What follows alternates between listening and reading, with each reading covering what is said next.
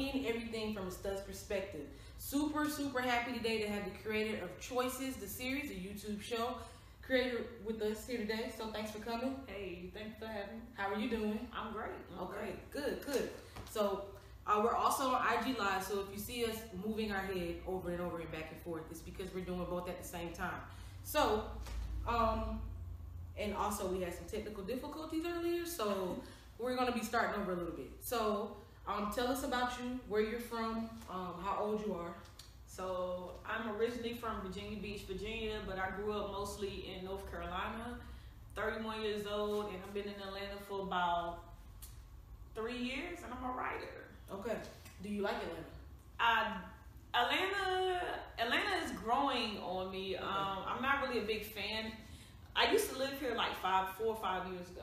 Okay. So when I lived here, I lived on a different side. So the side that I used to live on, it was a lot busier and everything like that. So where I live at now is a lot more country or whatever. So I like the countryside a little bit better, but I hate the traffic here, man. It's terrible. I got you. Yeah, no, it's horrible. Stop moving to Atlanta, people. Yeah.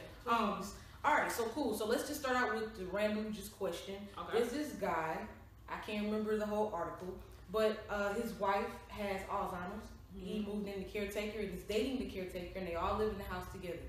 If that were to happen to you and your person, whoever you're with, is that something, would you be okay with them dating if you have Alzheimer's, and would you date if they had Alzheimer's?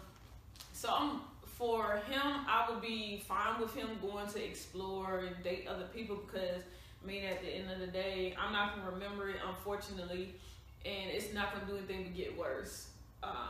So I'm not expecting him to stop living his life, you know what I'm saying? Okay. As far as her living in our personal living space, I think that would be disrespectful. Even though I'm not going to remember it, that's still our living space. So I'm already letting you go do what you want to do anyway. So, you know, be respectful in that aspect and do it somewhere else instead of where we live at, you know? Okay, I got you. I remember that. Okay. Okay. So, what are your pronouns? So right now I'm not really anal about it, but within the next couple of years I will be transitioning.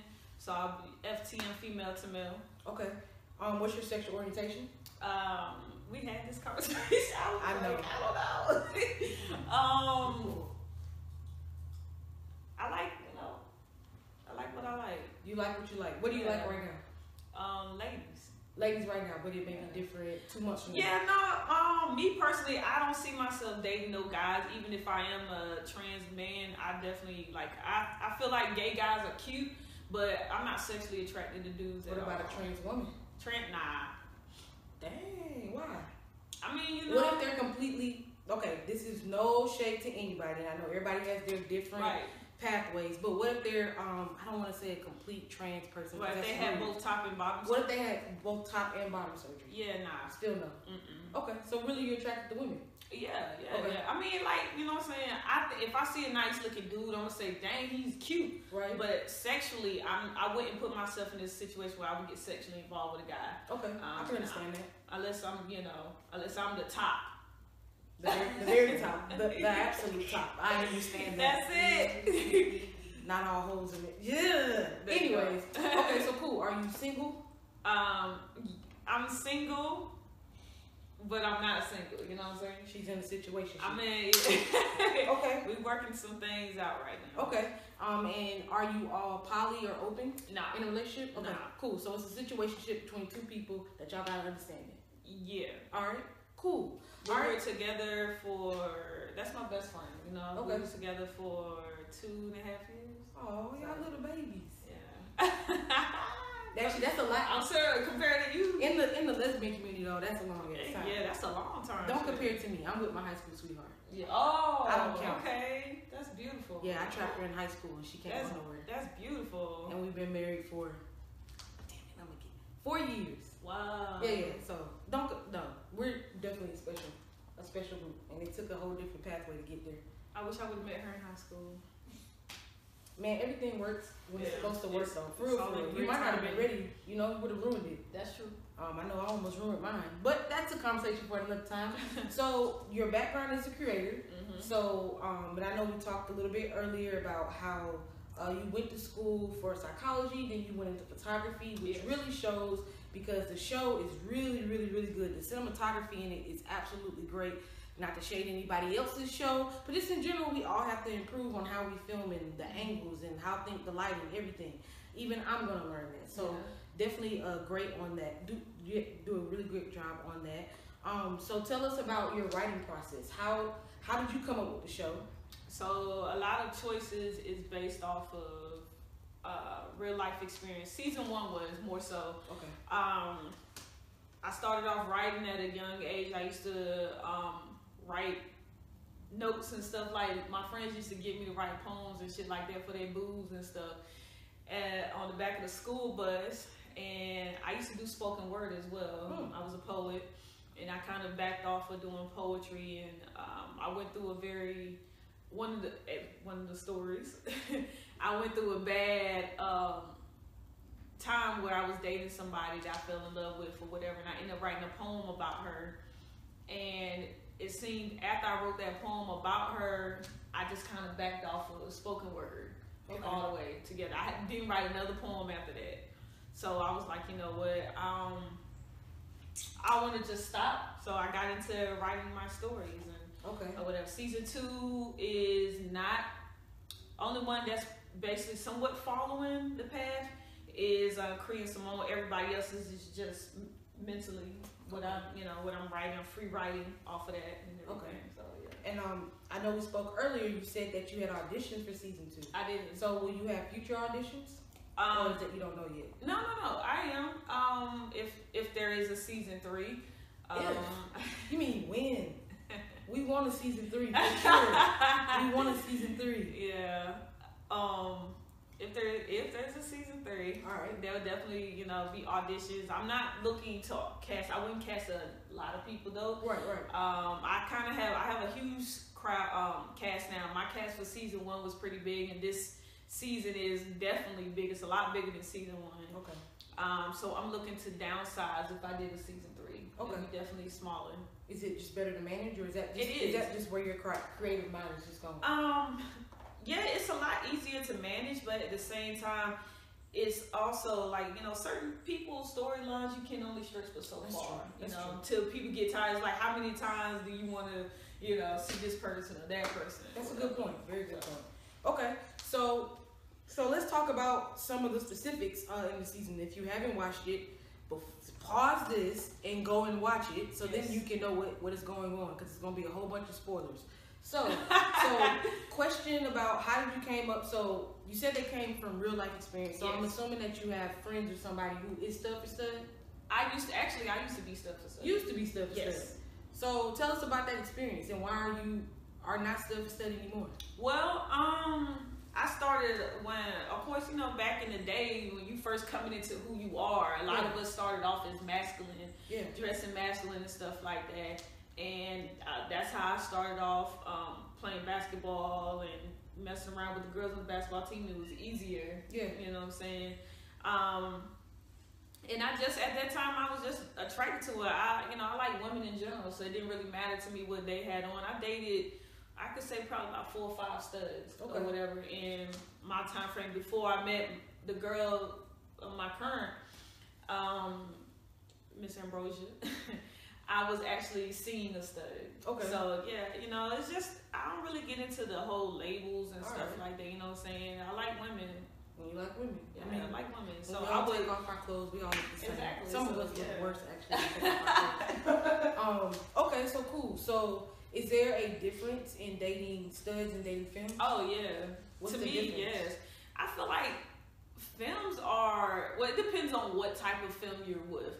But femmes can be very annoying, and I think it's because they're I'm speaking as if they're a lot more emotional. Okay.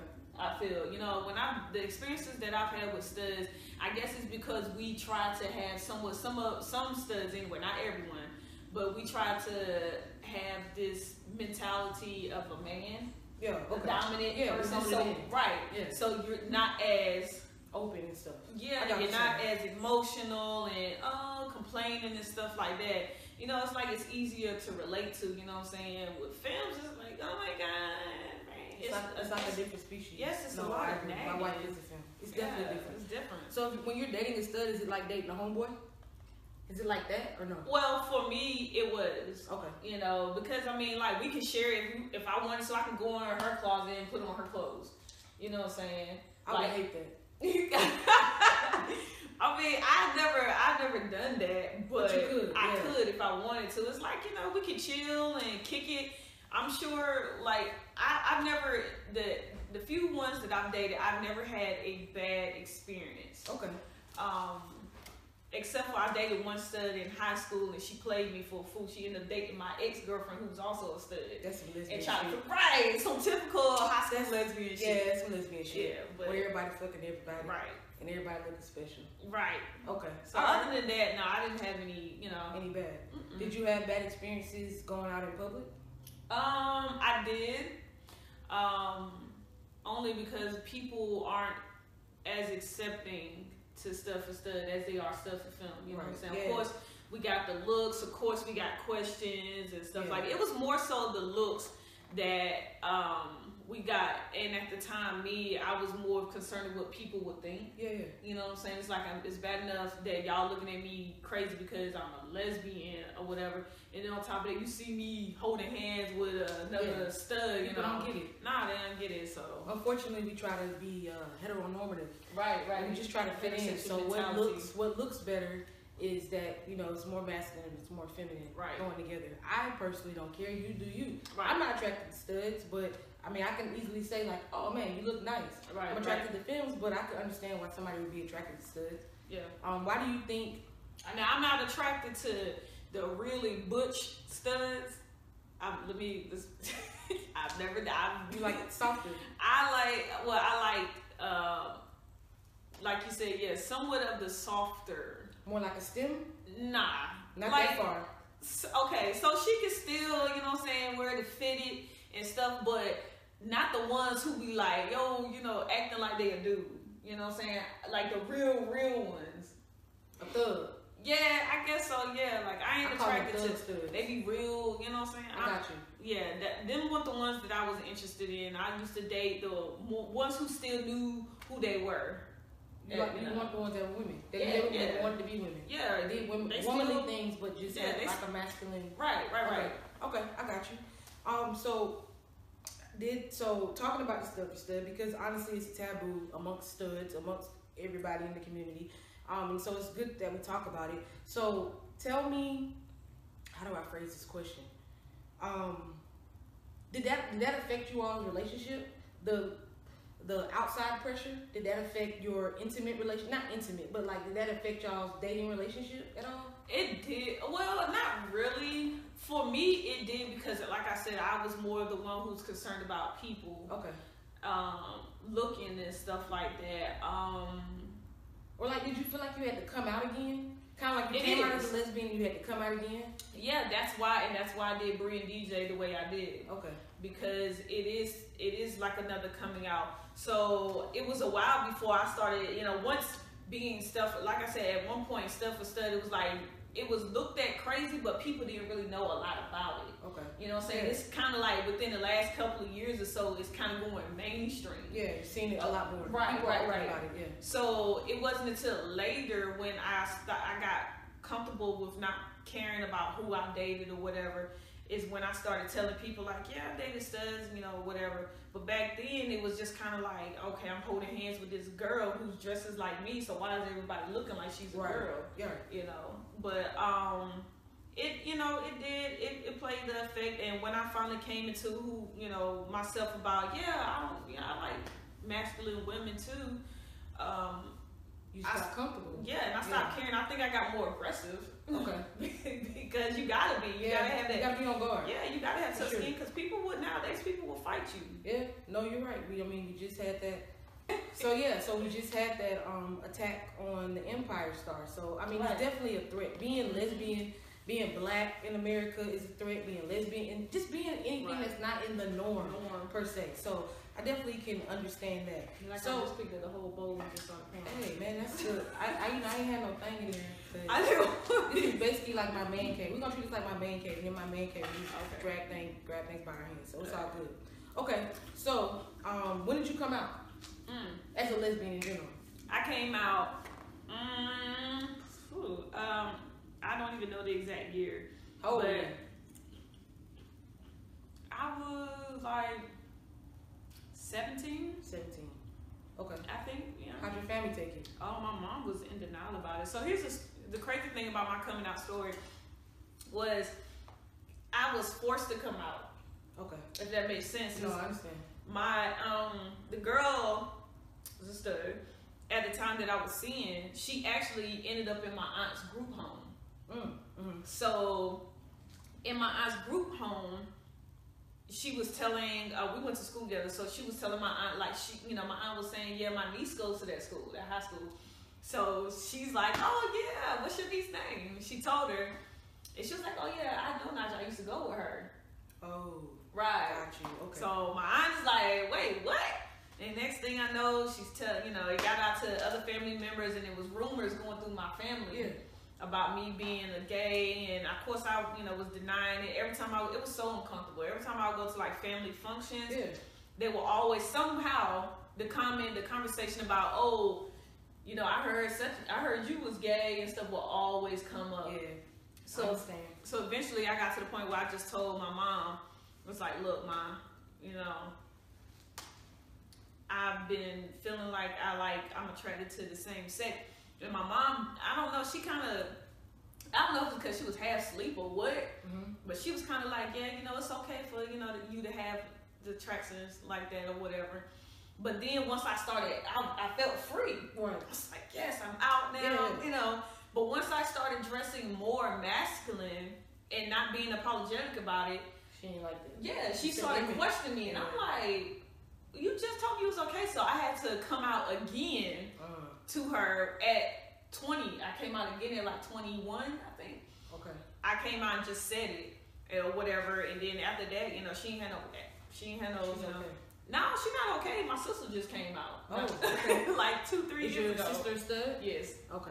So maybe she thought like, I think sometimes the image gets them, especially because we're studs. Like it's very obvious. Like we don't pass. Yeah. Like if you're a feminine person, you can easily just be like, whatever, they just being them. You know how girls can be. But like when you're a stud, I feel like they put a different weight on it. Because they don't want you to be boy. They don't want you to be a boy. It's more accepting for you to be feminine because, like you said, it's like, oh, she's just being a girl, or it's easier to hide. Exactly. If you're feminine, but versus you being masculine and you got all these boys, everybody's gonna be like, well, why is she dressed like a boy? Right. Exactly. You want to be a boy. It's more embarrassing. You want to be a boy. You trying to hide your breasts and It's like, no, I'm just trying to do me. No, I understand though. My brother outed me.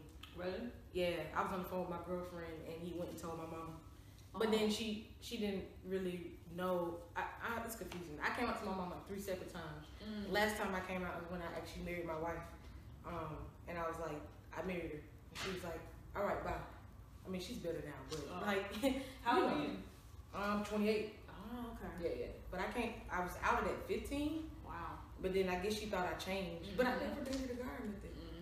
Or I might have, not even dated a guy, but I might have been like, oh yeah, I'm talking to him just to shut her up. Who knows? I don't know. But yeah, her whole thing was too like, you a girl, right? And I'm like, yeah, I know, I'm a girl.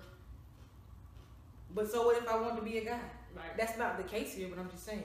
But yeah, unfortunately, I feel like we get that flag. Okay, so we know about that. So tell us about your journey, about transitioning to FM. So my family doesn't know about it. I kind of always felt that, it took me a long time to find who I was. Okay. That's real. Honestly, that's a lot of people. We just don't admit it. I went through a lot of phases. I started off, of course, feminine. Okay. Then I started dressing more masculine. And then I got into when the labels and stuff started coming about, I started dressing like a STEM. Okay. To appease both worlds. Yeah. I got you. Then I went from that to dressing like a no label. Okay. No label, androgynous or whatever. And now just me. So I guess I'm still like a mixture of dressing androgynous, but I came into myself as far as like accepting, okay, Naidja, you don't like your breasts. There's a reason why you don't want breasts. You know, that's just not something that a regular stud or a film is just like, you know, I'm still a woman, but I don't want my titties. No, it's a reason why. It's a reason why I stand in the mirror and I'm always trying to, you know, hide myself. And yeah.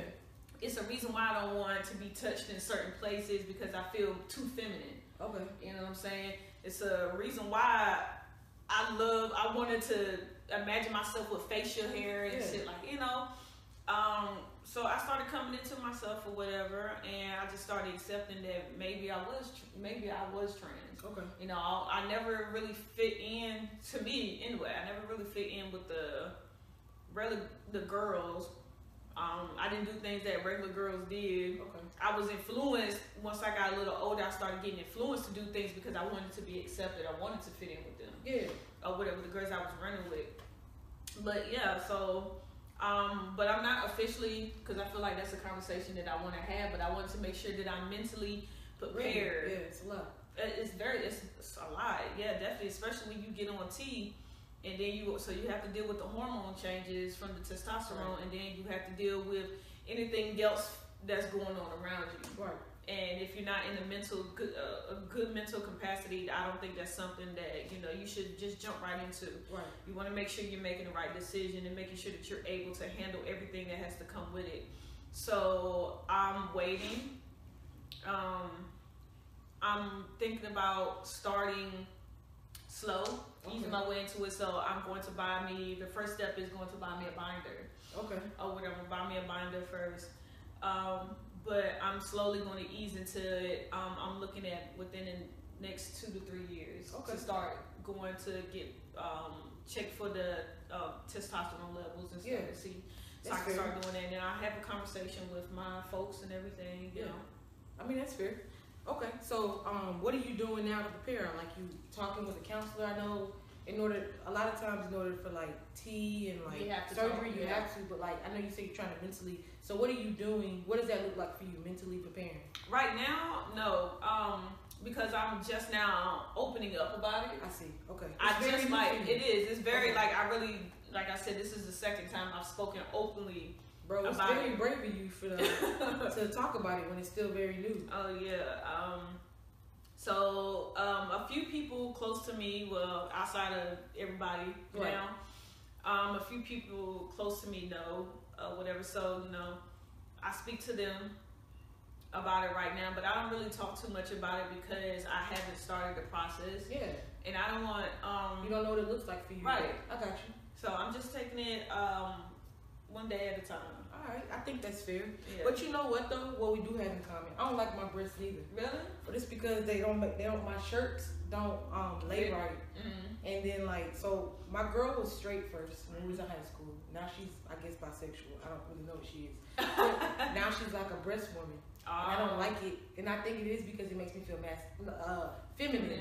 And I just don't understand the point of her playing with it. Same like, thing, man. But not that I... trans? No, I'm not trans. Oh, okay. I'm okay with if they were smaller, I'd be cool. Honestly, they're just big. Honestly, they're just in the way. Like I gotta get an extra large shirt when my arms are small. It's just weird. So that's something we have in common. You see, mine's is little. I wear like a B, and I still am like, Well, if you put on the binder, man, you ain't gonna be able to see it. You gonna be know. If I put on the binder, it look like I need to breathe. Okay. So you mentioned, and tell me if you want to talk about it. That's cool. You mentioned that you don't like being touched in certain places. Are you a touch me not stud? For those that don't know what that is, a touch me not stud is a stud who doesn't like to be touched. They get their pleasure off of pleasing their girl. So is that too far? No, it's cool. I'm just like, I'm laughing at her. So when I started, my first time really dealing with women, I did start off as a touch me not. Okay.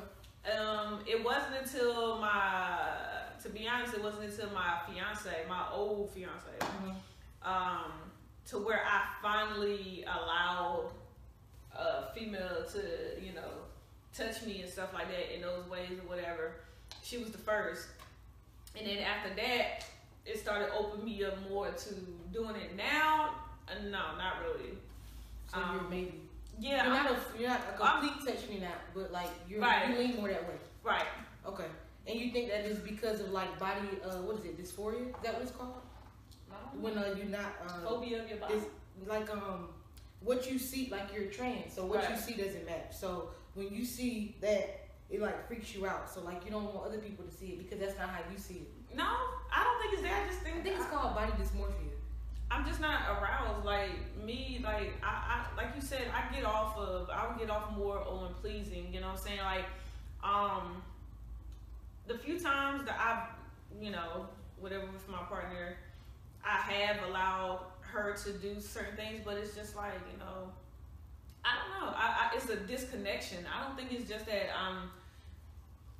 because of what I'm choosing, my being trans and stuff. It's just that I'm just not connected with it. Okay. I'd rather make you, some or whatever. You know what I'm saying? You could touch me a little bit while it's going on. But it's just like it's not something it's not a necessity for me for sex. It's a necessity. If it is a necessity for your partner, would you bend? Or we'll have to compromise. You have to compromise. Okay, that's fair. All right, okay, that's fair. All right, are you a stud that uses a strap? Oh yeah, I strap now. You already know you don't take strap. Hell no. Oh, I'm sorry. Shout out to all the studs out there that do take strap. Cause I just jumped the gun. I'm like, hell no. Well, we know you don't because you don't even like. No. You don't even like the little clitoris being touched. That's the easiest thing. Why I gotta be a little clitoris? I don't know. It's an enlarged clitoris. No, I feel like if it's enlarged, that's a different conversation. Like how enlarged is large? Enlarged, like a Peter Whacker. That's what I'm saying. So that you may be on something different. You got a charger? Yeah. Oh, well, just because it's like so. I just feel like it's only after it gets to a certain extent. I'm wondering maybe if you're intersex, and I'm not trying to offend. Intersex, yeah. Like maybe you have both chromosomes. Maybe you have both chromosomes of a. Oh, it's not. No. No, it's not enlarged. I'm saying. Oh, I got call it. Okay, we'll call it. You want to call it engorged? No, it's not none of that. It's regular. Oh, but I'm just saying because when I got you. When you're transitioning, it gets. No, yeah, that does. I'm talking about just the regular female though. It should be little. Oh yeah. It should only be so big. Yeah, but I still call it a Peter, a Peter Whacker. I still refer to it as a Peter Whacker. Even though it's little, it's still my Peter Whacker. Alright, okay. It'll be interesting to see your take on not being touched post T if you choose to do that. So when I was on another show last week or 2 weeks ago, that was something that was brought up. One of the guys, he was telling me, he said that once you do start taking T and stuff, your hormones are going to start acting like a man. Yeah, for real. You're going to be wanting it and all of this stuff. So I guess once that happens, then my sex drive is probably going to change, and it's going to change. The appearance of it is going to change. So I'm probably going to want it. Yeah. It'll be interesting though. Yeah. That if it doesn't, it'll be interesting to know. If it doesn't, somebody give my money back. Right. Okay. All right. Well, cool. So, let's see. You asked me about the show. Yeah. Let's ask you about the show. What's your favorite scene as the creator? What was your favorite? Okay. What was your favorite scene? That's the first. Not the first scene to create. What was just your favorite scene? My favorite scene from season 1 and season 2, or just period. Your whole show. If you want to break it down like that, you can. Any scene with Slim in it. No, I'm just kidding. I wonder why. If you all don't, like I said, go watch the series, you would know that she also plays Slim. Yes. My favorite scene from season 1. You're gonna have to give me a second, because when people ask me questions like that, I start having a whole vision board fly through my head of all the scenes. Okay, gotcha. My favorite scene from season 1, it would probably be the one where Savannah and Cree are in the car. Well, Cree's in the car and Savannah walks up to the car. She's like, Vanna!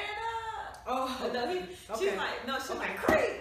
Girl, you scared the fuck out of me. Okay, alright. Yeah, that was funny. You got one from season 2? Season 2. My favorite scene from season 2. I know it's still new. we still no, it's not good. You got a couple to choose from. Yeah, I think my favorite scene from season 2 is probably the round table. Okay. It was where all Cree, Simone, not Cree, Simone, but Cree, Savannah, Mari, Kai, all of them are together. Okay. Because, you know, I love the fact that this is the first time that this is kind of like the turning point to where they have, a lot of them haven't seen each other since last season. This was Savannah's first time seeing Cree since last season, and Kai and Mari was beefing, so this is their first time being around each other since last season. So to me, it was like full circle, right? Because it started with their friendship. Exactly. So it brings it back. Yep. Okay. What was your favorite scene to create? To write. Yeah. Or okay. Film. Well, because I film too. I do the film. Yeah, I know. So whatever create means for you then, to write or to film or to direct, because I know you got your hand in everything. I think my favorite scene to do was the Ryan and T scene. My favorite one to create. Because in my head, I had it visualized and I was cracking up. The Ryan and T scene where he's like, he was having a nightmare. Okay, yeah. Okay, I know you're talking about. Yeah, okay. That scene was probably my favorite to actually bring to life. Well, actually, I have a few. Is it okay? Go ahead. So that one probably my first one because it was hilarious. When I tell you I was cracking up filming that scene, it was so funny to actually see it in my head and then to do it. And then as me, I have to do the editing, the videography, the placing of the audio, the music. I have to do all that by myself. Okay. So I'm not skilled. Like I said, I went to school for photography, but not videography. Yeah. So I didn't know really too much about shooting angles and shit like that. And then I definitely didn't know really much about Adobe Premiere Pro editing. So when I had to edit that, I was like nervous because I was trying to get it to portray as if it was a dream. Got you. Okay. And so I had to go and kind of push my skill because I had to go and do some research on it. On how to rewind it, basically. Right, to make it seem like it's a dream or whatever. And look at you now. Season 2, you got Moo appearing and disappearing. So I'm just saying. Right. Yeah, you guys are changing into different people. So clearly your skill has grown. See, and I was nervous about that scene. It came out perfectly. It did. So yeah, like I wouldn't have known it. I'm sure there's a lot of people that didn't know that like the person editing wasn't really good. Yeah, I like that scene. That scene was very hard for me to do too because I wanted to make sure people understood that she not really there. Right. That's what I was trying to portray. It came across that way. Yeah, Thank you did good. Thank you. You did good. Okay. So is it hard seeing your situationship person? Is it hard seeing them act with somebody else and you chase them in the show? In the show, is it hard for her to be with somebody else in the show? It's not. I actually think it's hard for her. Really? Yes. Because it's not natural? Is that why? Yeah. Because you're watching? Yeah. Okay. And I think she thinks that I will feel some type of way. Right. But I'm like, when we first did the first scene with her and Jazz, I was like, in the very first episode of season 2, I was like, get up on her. Yeah. You have to act like. See how that would feel. Yeah. And she was like, oh, but I feel like you're looking at me. I'm like, girl, I ain't looking at you like that. I'm trying to make sure it looks good. You know what I'm saying? It has to look real. Yeah. Because, of course, a lot of people, being that we are in the, I guess what would be the quote-unquote spotlight. Yeah. A lot of people knew that we were together at that time or whatever. So, publicly, I think she was thinking that maybe people, think some type of way. Like, oh, what's wrong with them? Right, or I know that was probably hard or whatever. But I was like, I have to make it look real. You have to be able to shake it because you are in a quote unquote relationship on the show. So people have to be convinced that this is your real girlfriend. You know what I'm saying? So I think it was a lot different from her because she didn't have a girlfriend in season 1. Okay. So are you gonna give her a sex scene? Or is that the line? Is that very hard? Here's the thing. So this is a spoiler. No, don't spoil it if it ain't. It's not a spoiler. It's not a spoiler, but it is a spoiler. So we went in the direction of one, but unfortunately, it didn't come off completely like that. Okay. And I don't know if it was the comfortability of her and the other actress or what, but it could have went in that direction. It didn't work. It wasn't genuine. It didn't. Yeah, it wasn't. It didn't. Yeah, like I think it was a little kind of awkward. All right. So what is it like directing the sex scenes? The sex scenes are fun. So well, I mean, it's like we talk a lot of times. We do talk. If you notice, I don't know if you noticed, but last season the sex scenes were more so boom, straight to it was more raunchy. Yeah. I hate to say raunchy, but it was. I like that. It was a little bit more raunchy. It's straight to the point. Yeah. This season, it's a little bit more intimate. Like, we do have sex scenes, but we have a lot more intimate scenes. Like, Bree and Tyler, they haven't kissed or anything, but they've had 2 scenes where they've been intimate with each other, touching and stuff like that. Or whatever. But filming the sex scenes are fun. Like, it's so funny watching everybody's facial expression and trying to, like, it's like they get into mid whatever they're doing. I'm like, cut. All right, so now I need you to do this, and they turn over, and I'm like, cut. Now I need you to do this. It's fun. Are the people having sex actually attracted to each other? I don't know. Are they having sex after? Are you basically setting the mood? Are they having sex after? Oh my God, that's funny. I don't think so. But I mean, who can film a sex scene and not get aroused? You know, regardless if you're sexually attracted to them or not. Well, somebody may be in a relationship, so they may. Okay.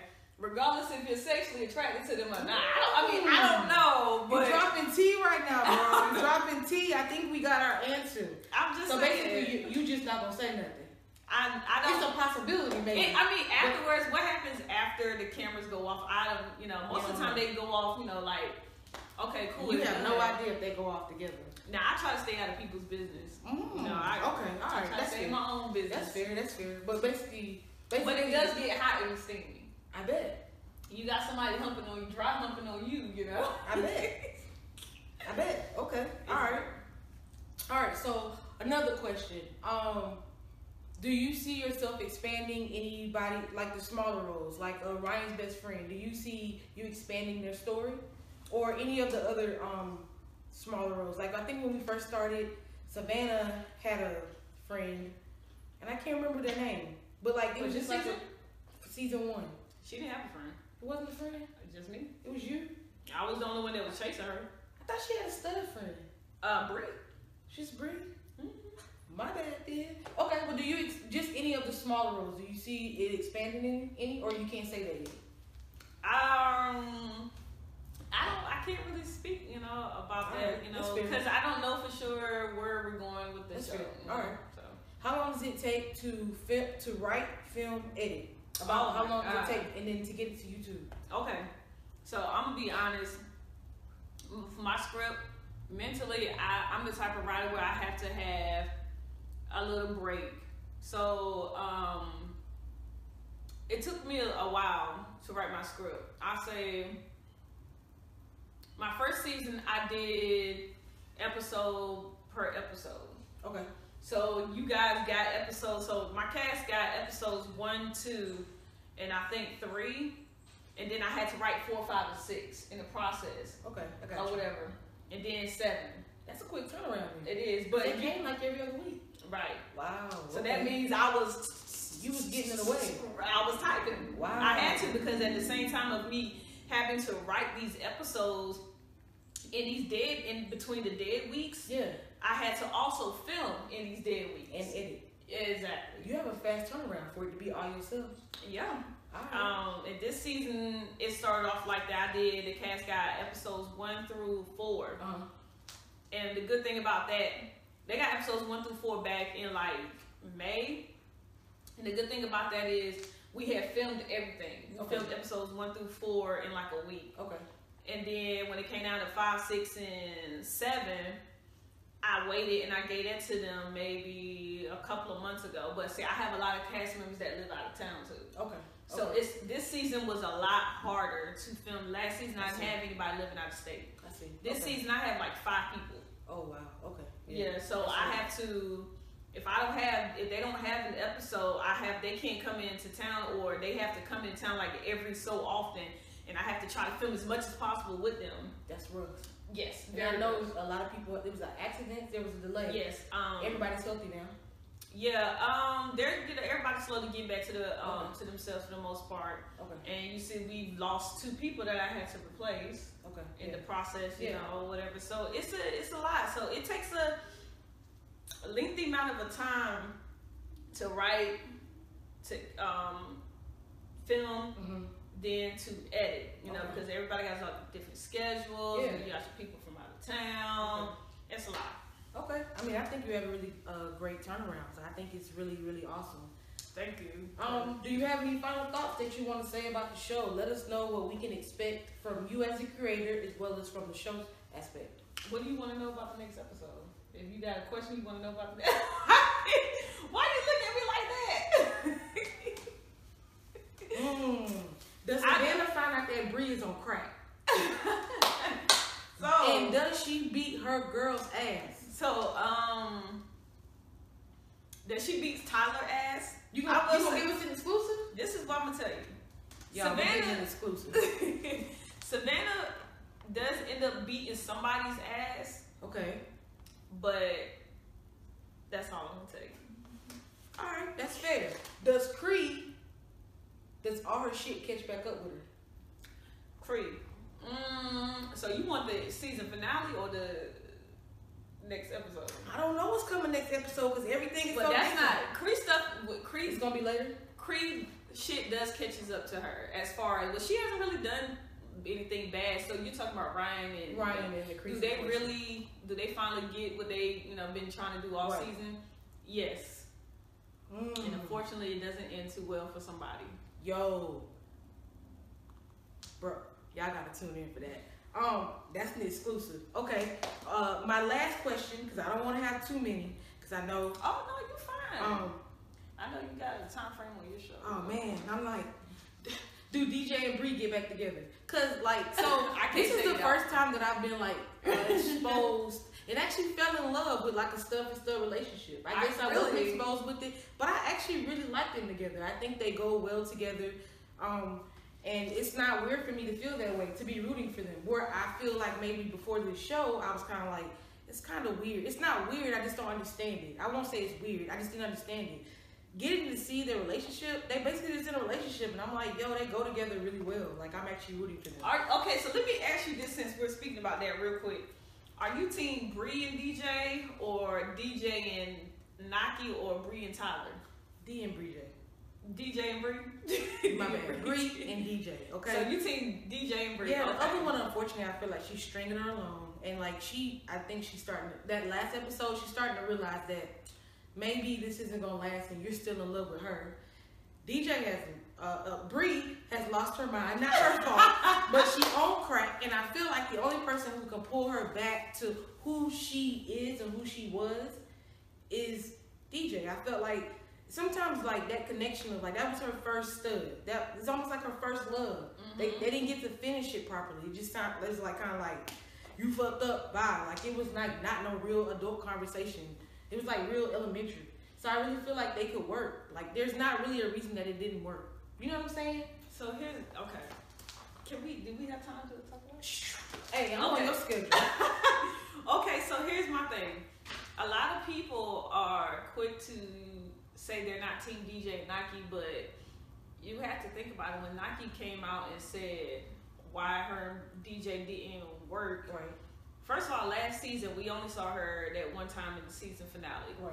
A lot of people don't like her based off of that one time we saw her because they felt like she came with the intentions of breaking DJ and DJ Bree up. I can see that. But I mean, she probably, speaking of the character, her purpose was to come in being that ex that goes away but still feels like, I'm here. Right, I'm still going to be here. That type of mentality. So when we see her with DJ in season 2, Nike actually, I'm sorry, what is this?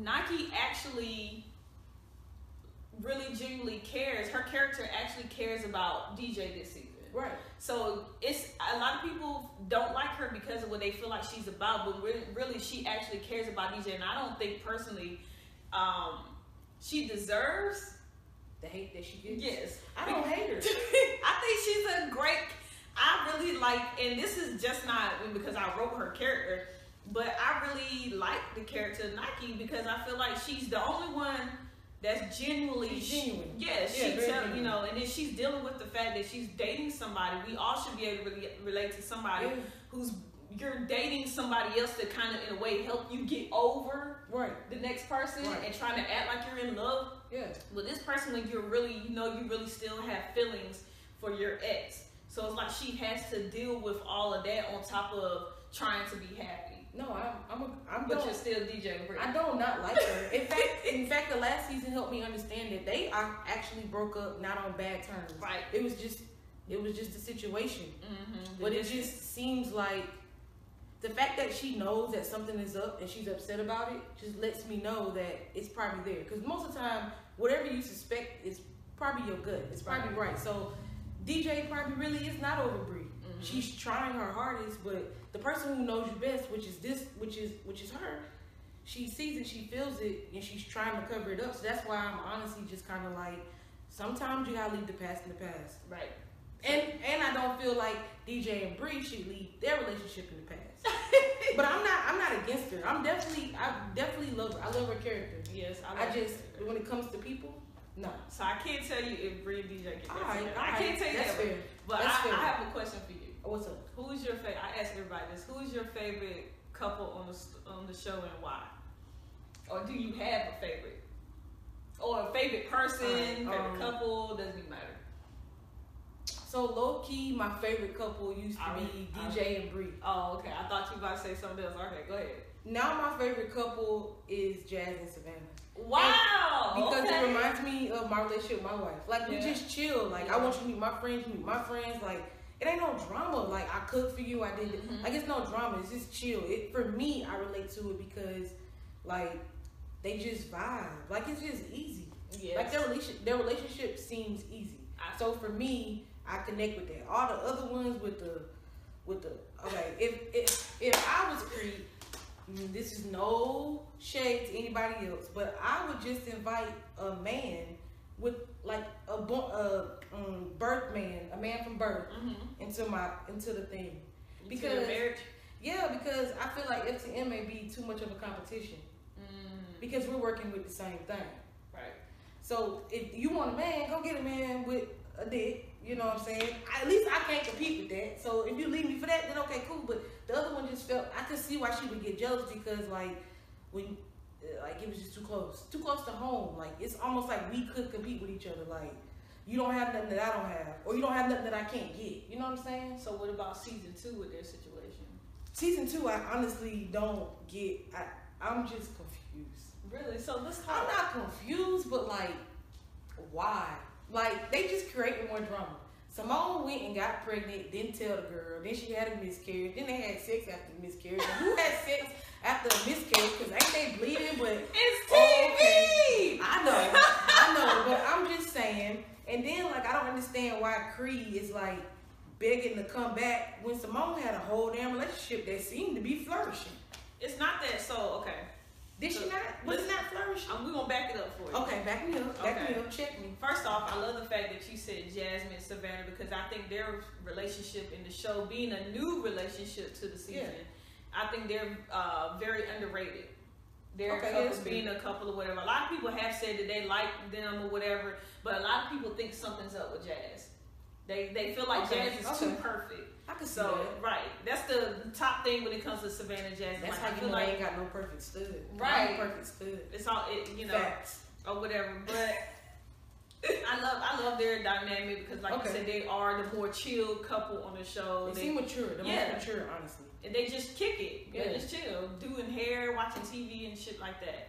Okay, so outside of them, the Cree and Simone situation, their marriage. So it's not that Cree was begging for her wife back. It's the fact that the character feels like you sent me to jail over something that you wanted to do.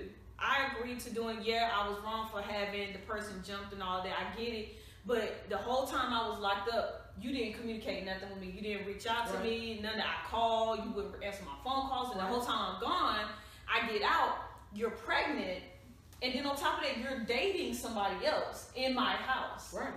So it's more so she's trying to understand, how do you have the audacity to be still mad at me when you've been out here doing all of this shit while I was locked up? I mean, no, I get it. That's why I don't get why they're together. Oh, well, she said that they was going to get a divorce. It's kind of that thing, when you're and downs. You made a mistake in your relationship. Now you're trying to fix it. Well, you made a mistake, but you made a mistake. But that's honestly how things happen. Like legit in real life. Mm-hmm. But the issue is that she still loves Simone. Of course, their characters both still love each other genuinely. But like you said, sometimes just because you love them is good for you doesn't mean y'all are good together. Right. So fortunately, some things you have to take a different direction or whatever. And they slept together. A lot of times we try to cope with our feelings through sex. It's the easier way because you remember Chris said she didn't think that was a good idea for them to do it. Yeah. But considering everything that was going on, Simone was like, I need this escape. I need this to help me cope and get over it. But Simone now is kind of turning the tables a little bit. Yeah. If you'll see more, you'll see it in the next episode. She basically saying stay tuned, y'all. Yeah, the next episode, the tables kind of turn. Stay tuned, okay? If you wasn't on this live, you missed a bunch of tea. And you're going to have to wait till this episode drops. Yeah, yep. You're going to have to wait till the episode drops. All right. Well, I appreciate that. I'm sure all your fans appreciate you sharing all that. So tell us what's upcoming with you as a creator.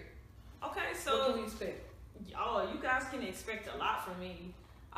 Coming up later this year, and whatever.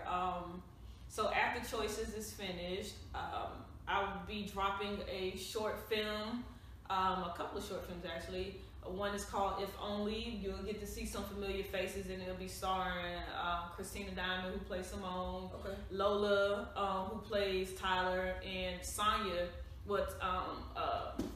Tavia, she plays Sonya. She's one of the newer characters on Choices. Okay. But I'll be dropping that coming late spring, summer. Okay. I'm also working on a game show idea with Christina as well. And I'm also working on some lesbian erotica. I'm producing a lesbian erotica film starring Nino B. That plays Cree. She'll be in that. Whatever. So, and then I'm working on executive producing part 2 of a short film that I helped produce last year. Okay. Called Wrong Convict. Okay. That will be in March. So that'll probably be the first thing. But on my own, those are the next 3 projects that I'm working on. Those are big projects. That's awesome. Yeah, I gotta stay busy. I just have to say that I love.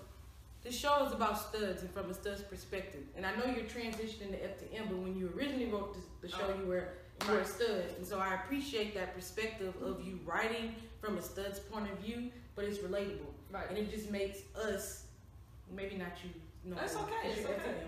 But it makes studs relatable. And it's just easy. It's just like, honestly, we see through the same eyes that you do. Maybe just a little bit different. But get a global view, and then maybe you'll fall in love with all the different characters and you'll see it. So I really appreciate you for coming on. When is the next episode for Choices dropping? So we like to be spontaneous, especially because I got so far off track when I took that hiatus that we only have 2 episodes left. So episode 9 will be dropping next week. Okay. Early next week or whatever. So I'm not gonna say a specific date because I don't want people to get excited. These people, let me tell you, these fans will harass the hell out of me. Oh no, I understand. That's why I had to go ahead and do a little thing and say, you gotta take care of us. Don't understand. Yeah, these people, they will harass the hell out of you. That's a good thing though. That means people really like you. Nobody's gonna harass something that they don't like. But sometimes it can get a little overwhelming because you feel like you're on a time schedule that you didn't even create. I understand. So I understand that. I'm not gonna put out a date, but the new episode 9, will be dropping next week. Probably next week. Let everybody know where they can find you. So you can find me on Facebook. You can find me at Naidja Warth-Sharp. You can follow Choices on Facebook as well at Choices the Series on Facebook, Instagram Choices the Series, YouTube Choices the Series. We have Twitter Choices, everything Choices the Series. For social media, for my own social media, my Instagram name is Naidja, SAYNADJA. Okay. I want to thank you for coming on today. Thank you all for tuning in. Thank you to the IG Live that's going on. As always, we talk about any and everything from a stud's perspective. You can find us on all social media platforms at Stud Table Talk. We look forward to, having more guests like this, having more conversations with you all. Drop in the comments. Let us know what you thought about this episode and what you want to see later on. Have a good one. All right.